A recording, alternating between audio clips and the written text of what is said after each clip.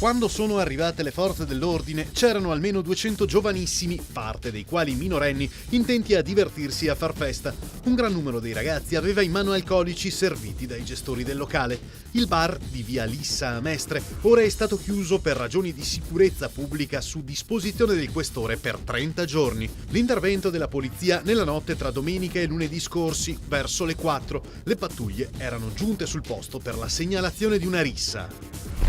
La polizia locale di Jesolo ha fermato 2 pregiudicati trovando nel bagagliaio dell'auto usata dai 2 malintenzionati una serie di arnesi da scasso, 2 passamontagna e un coltello. La vettura era stata segnalata alle forze dell'ordine dai cittadini. Gli agenti l'hanno intercettata in via Goldoni.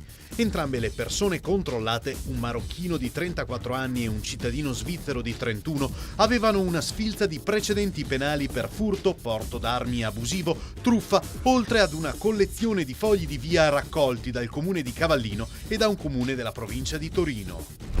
Colpo da 150.000 euro all'Asso Marmitte di Camponogara. Sono stati trafugati ben 1.200 catalizzatori e filtri antiparticolato nella fabbrica dei fratelli Valentini. Secondo il proprietario dell'azienda, il colpo sarebbe stato attuato da una banda specializzata che, una volta tagliata la recinzione del giardino, si sarebbe diretta immediatamente verso il materiale di qualità più elevata.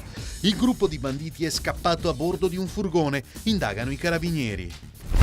Le forze dell'ordine hanno stilato un resoconto di ciò che è stato il carnevale. Per la polizia la festa del 2015 è stata intensa ma tutto sommato positiva.